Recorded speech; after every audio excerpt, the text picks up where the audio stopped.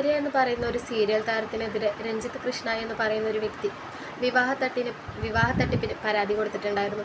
നമ്മളിൽ പലരും ആ ഒരു വാർത്ത കണ്ടിട്ടുണ്ടാവില്ലേ. ആര്യ എന്ന് പറയുന്നത് ഒരു സീരിയൽ ആക്ട്രസ് ആണ്. അതുകൂടാണ്ട് അത്യാവശ്യം സോഷ്യൽ മീഡിയയിലൊക്കെ ആക്റ്റീവായിട്ടുള്ള ഒരാൾ തന്നെയാണ്. നിങ്ങൾ പലരും അവരുടെ വീഡിയോസൊക്കെ കണ്ടിട്ടുണ്ടാവും.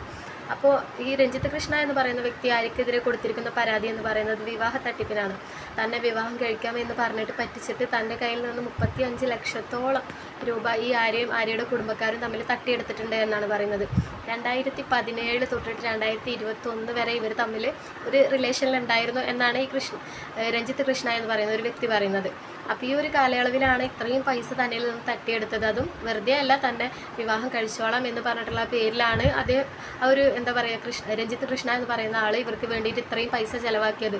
വിദ്യാഭ്യാസത്തിനും അവരുടെ വീടിൻ്റെ ആവശ്യത്തിനും മറ്റ് പല ആവശ്യങ്ങൾക്കും വേണ്ടിയിട്ട് ഇത്രയും പൈസ അതിന് വേണ്ടിയിട്ടാണ് ആര്യ വിവാഹം കഴിക്കാൻ പറ്റും എന്നുള്ള ഒരു ആഗ്രഹം കൊണ്ടാണ് ഈ ഒരു വ്യക്തി ചിലവാക്കിയത് എന്നാണ് ഈ ഒരു വ്യക്തി ആര്യക്ക് മേലെ പറയുന്ന ഒരു കേസ് എന്ന് പറയുന്നത്. നമ്മൾ എന്തൊരു കാര്യം നോക്കുമ്പോൾ അതിൽ തീർച്ചയായിട്ടും നമ്മൾ രണ്ട് വശങ്ങൾ കേൾക്കണമല്ലേ. ഈ ഒരാൾ പറയുന്ന കാര്യം പല മാധ്യമങ്ങളും ഏറ്റെടുത്ത് പല ആളുകളും ഇതിനെ പറ്റിയിട്ടുള്ള വീഡിയോയും കാര്യങ്ങളൊക്കെ നമ്മൾ ചെയ്യുന്നത് നമ്മൾ കണ്ടിട്ടുണ്ടാവും. അപ്പോൾ ഈ ഒരാൾ പറയുന്ന കാര്യം മാത്രമേ നമ്മൾ ഇതുവരെ കേട്ടിട്ടുള്ളൂ. ഇതിനെ പറ്റിയിട്ട് ആര്യക്ക് എന്താണ് പറയാനുള്ളത് എന്ന് ആരും ഇതുവരെ എന്താ പറയുക ആര്യ അല്ലെങ്കിൽ അതിനെ പറ്റി പ്രതികരിച്ചിട്ടില്ല എന്ന് വേണം പറയാൻ. അപ്പോൾ ഈ ഒരു രഞ്ജിത്ത് കൃഷ്ണയുടെ കാര്യം ആദ്യമായിട്ട് പുറത്തുവിട്ട ഒരു ചാനൽ തന്നെ ഇപ്പോൾ ആര്യക്ക് എന്താണോ പറയാനുള്ളത് ആ ഒരു കാര്യം കൂടി കേട്ട് ആര്യ പറയുന്ന ഒരു വോയിസ് റെക്കോർഡും കൂടി ഇപ്പോൾ ആ ഒരു ചാനൽ തന്നെ ആദ്യമായിട്ട് പുറത്തു വിട്ടിട്ടുണ്ട്. അപ്പം നമുക്ക് അതൊന്ന് കേട്ടോ.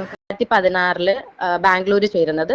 അത് കഴിഞ്ഞ് ഒരു 2ാം വർഷം ആവുന്ന സമയത്താണ് അച്ഛൻ നമുക്കൊരു ലോണിന്റെ കാര്യം, എഡ്യൂക്കേഷൻ ലോൺ എടുത്താണ് ഞാൻ പഠിച്ചത്.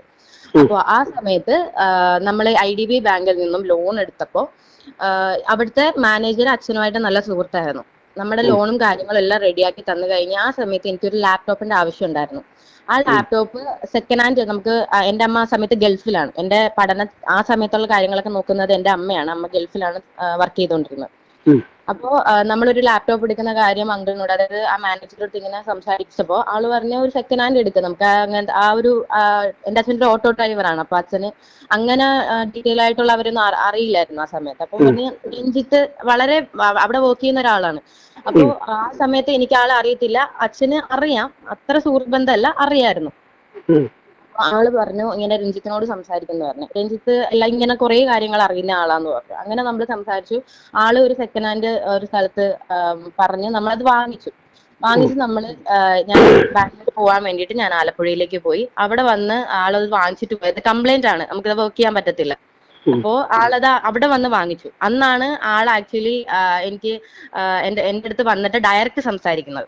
അതിന് മുന്നേ അച്ഛനുമായിട്ട് നിൽക്കുമ്പോൾ ഈ ലാപ്ടോപ്പിന്റെ കാര്യം അച്ഛനുമായിട്ട് സംസാരിക്കുമ്പോൾ ഞാൻ ഉണ്ടായിരുന്നല്ലാതെ അന്ന് ഡയറക്റ്റ് സംസാരിച്ചു. അന്ന് ആ ലാപ്ടോപ്പും വാങ്ങി അയാൾ പോയി കഴിഞ്ഞിട്ട് പിന്നെ നമ്മള് ലാപ്ടോപ്പ് പുതിയത് വാങ്ങിക്കാമെന്നുള്ളൊരു പ്ലാനിൽ അച്ഛൻ്റെ അടുത്ത് പറഞ്ഞു നമുക്ക് പുതിയ ലാപ്ടോപ്പ് വാങ്ങിക്കും. ഇപ്പൊ ഞങ്ങളുടെ കയ്യിൽ അന്ന് അത്രയും ക്യാഷ് എടുത്ത് ഇതാക്കാനില്ല, EMI ഇടാനേ പറ്റുള്ളൂ. അപ്പോ നമുക്ക് അച്ഛന് ഒരുപാട് ലോണും കാര്യങ്ങളൊക്കെ ഉള്ളത് കൊണ്ട് അച്ഛന് ആ ഒരു ലോണ് കിട്ടത്തില്ലായിരുന്ന സമയത്ത്. അപ്പൊ ആള് പറഞ്ഞ ഒരു കാര്യം ചെയ്യാം, നമുക്ക് ലാപ്ടോപ്പ് EMI ഇടാം, ഡൗൺ പേയ്മെന്റ് നിങ്ങൾ അടച്ചിട്ട് മാസം പൈസ തന്നാ മതി, എന്റെ ഇത് വെച്ച് ഇടാന്ന് പറഞ്ഞു. അപ്പൊ അന്ന് അച്ഛന് കുറച്ച് ആ ഒരു ചെറിയ ഗ്യാപ്പ് കൊണ്ട് തന്നെ അച്ഛൻ നല്ല ഫ്രണ്ട്ഷിപ്പ് ആയി, മുന്നേ അറിയാലോ. അങ്ങനെ എന്റെ ലാപ്ടോപ്പ് പുള്ളിയുടെ ഇതിലിട്ടു. അമ്മ അവിടുന്ന് ക്യാഷ് അയച്ചു തന്ന ഡീറ്റെയിൽസും റെസിപ്റ്റും എല്ലാം എന്റെ കയ്യിലുണ്ട്. അമ്മ അവിടുന്ന് മണി ട്രാൻസ്ഫർ ചെയ്ത് പൈസ അയക്കുന്നതും എനിക്ക് ബാംഗ്ലൂർക്ക് ഡയറക്റ്റ് അയക്കുന്നതും എല്ലാ റെസിപ്റ്റുകളും നമ്മുടെ കയ്യിലുണ്ട് ട്രാൻസ്ഫർ വഴി.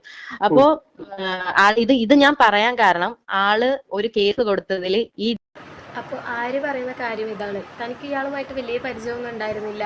അച്ഛനും ഒരു ചെറിയ പരിചയം ഉണ്ടായിരുന്നു. പിന്നീട് ഓരോ ആവശ്യങ്ങൾക്ക് ബാങ്കിൽ ഇങ്ങനെ കയറി ഇറങ്ങുന്നത് വഴിയാണ് അച്ഛനും ഇയാളായിട്ട് കൂടുതലൊരു സൗഹൃദത്തിലായത്. താനും പിന്നീടാണ് പല ആവശ്യങ്ങൾക്ക് വേണ്ടിയിട്ടാണ് ഇയാളെ കാണുന്നതും ആദ്യമായിട്ട് സംസാരിക്കുന്നതും. അല്ലാണ്ട് ഞങ്ങൾ തമ്മിൽ വലിയൊരു അടുപ്പോ കാര്യങ്ങളോ ഒന്നും ഉണ്ടായിരുന്നില്ല എന്നാണ് ആര്യ പറയുന്നത്. പിന്നെ അതുമാത്രമല്ല, താൻ ഒരിക്കലും ഇയാളോട് വിവാഹം കഴിക്കാമെന്നോ അല്ലെങ്കിൽ തൻ്റെ അച്ഛൻ്റെ അടുത്ത് ഞാൻ അയാളെ വിവാഹം കഴിച്ചോളാം എന്നൊന്നും ഒരിക്കലും ആര്യ പറഞ്ഞിട്ടില്ല എന്നാണ് പറയുന്നത്. അത്തരത്തിലുള്ള ഒരു വാഗ്ദാനവും ഞാൻ കൊടുത്തിട്ടില്ല എന്നാണ് ആര്യ പറയുന്നത്. അതുകൂടാണ്ട് താൻ ഇയാൾക്ക് അയച്ച മെസ്സേജോ കാര്യങ്ങളോ അല്ലെങ്കിൽ ഇങ്ങനെ കല്യാണം കഴിക്കാമെന്ന് പറഞ്ഞിട്ടുള്ള എന്തെങ്കിലും ഒരു മെസ്സേജോ കാര്യങ്ങളോ താൻ ഒരുമിച്ച് നിൽക്കുന്ന ഫോട്ടോസോ എന്തെങ്കിലും ഇയാൾ കാണിച്ചിട്ടുണ്ടോ എന്നാണ് ആര്യ ചോദിക്കുന്നത്. അതും ആര്യ അത്രയേറെ കോൺഫിഡൻസോട് കൂടിയാണ് അത് പറയുന്നത്. ഒരു തരത്തിലും ഞാൻ ആളടുത്ത് ഒത്തിരി പോലും സംസാരിക്കത്തില്ല. ഞാൻ കല്യാണം കഴിക്കാൻ വാഗ്ദാനം നൽകി എന്ന് പറയുന്നുണ്ട്. അതിന്റെ ഞാൻ ആൾക്ക് കല്യാണം കഴിക്കാൻ തയ്യാറാണെന്നോ അല്ലെങ്കിൽ ഞാനും പുള്ളിയും കൂടെ ചേർന്ന് ഒരു ഫോട്ടോയോ ഒരു വോയിസ് മെസ്സേജോ എന്തെങ്കിലും നിങ്ങൾ കാണിച്ചിട്ടുണ്ടോ? ഉം. ഉണ്ടോ? അല്ല പറഞ്ഞോളൂ, താങ്കളുടെ വശം പറഞ്ഞു. അല്ല, എനിക്കത് ഉറപ്പിച്ച് പറയാൻ പറ്റും. ഞാൻ ഇത്രയും കോൺഫിഡന്റ് ആയിട്ട് പറയണത് എനിക്ക് അത്രയും ഉറപ്പുള്ളത് കൊണ്ടാണ്. എനിക്ക് ആളെ ഇഷ്ടമല്ലായിരുന്നു. ആൾക്ക് അപ്പോൾ ആര് പറയുന്നത് കേട്ടില്ല, അത്രയേറെ ഒരു കോൺഫിഡൻസ് ഉണ്ട്. അങ്ങനത്തെ ഒരു ഫോട്ടോ ക്ലിപ്പോ അല്ലെങ്കിൽ വോയിസോ ഒന്നും തന്നെ ഉണ്ടാവില്ല എന്നുള്ള ഒരു ആത്മവിശ്വാസം ആര്യയുടെ മനസ്സിലത് പറയുമ്പോൾ തന്നെ നമുക്ക് കേൾക്കാം. അപ്പോൾ അത്തരത്തിലുള്ള ഫോട്ടോസ് വീഡിയോസ് എന്തെങ്കിലും അല്ലെങ്കിൽ ഒരു വോയിസോ കാര്യങ്ങളോ ഉണ്ടെങ്കിൽ നമുക്ക് ഇത്രയും ഒരു ആത്മവിശ്വാസത്തോടെ പറയാൻ പറ്റുമെന്ന് എനിക്ക് തോന്നുന്നില്ല. കാരണം എന്തെങ്കിലും ആ ഒരാൾ അത് പുറത്ത് വിടും എന്നുള്ള, നമ്മൾ എത്ര തന്നെ ഇനി ചാറ്റും കാര്യങ്ങളൊക്കെ ഡിലീറ്റ് ചെയ്ത് കളഞ്ഞാലും അതെങ്ങനെയൊക്കെ എടുക്കാനുള്ള ഒരു ഓപ്ഷൻ കാര്യങ്ങളൊക്കെ ഉണ്ട്. അപ്പോൾ അതുകൊണ്ട് തന്നെ എത്രത്തോളം ഒരു കോൺഫിഡൻസോട് കൂടി പറയണമെന്നുണ്ടെങ്കിൽ ചിലപ്പോൾ ആര്യ ആ ഒരു തെറ്റ് ചെയ്തിട്ടുണ്ടാവില്ല ഈ കാര്യം. അപ്പോൾ അതുകൊണ്ടായിരിക്കും അങ്ങനെ പറയുന്നത്. അപ്പോൾ നമുക്ക് എന്തായാലും ഇനി രണ്ട് വശങ്ങളും നമുക്ക് കേട്ട് മാത്രം ഒരു തീരുമാനം എടുക്കാൻ പറ്റില്ല. അതിലെ ആരുടെ ഭാഗത്താണ് കൃത്യമായിട്ടുള്ള ഒരു ന്യായമെന്ന് ആ ഒരു കേസ് പൂർണ്ണമായിട്ട് മുന്നോട്ട് പോയി അത് നമുക്ക് കണ്ടറിയുക തന്നെ വേണം. അല്ലാതെ നമുക്കൊരിക്കലും നമ്മളിങ്ങനെ രണ്ട് വശങ്ങൾ കേട്ടിട്ട് നമുക്ക് തീരുമാനം എടുക്കാൻ പറ്റില്ല. അത് കൂടുതൽ ആരുടെ ഭാഗത്താണ് ന്യായമെന്ന് അത് ആ ഒരു കേസ് മുന്നോട്ട് പോയാൽ തന്നെ നമുക്ക് മനസ്സിലാക്കാൻ പറ്റുള്ളൂ.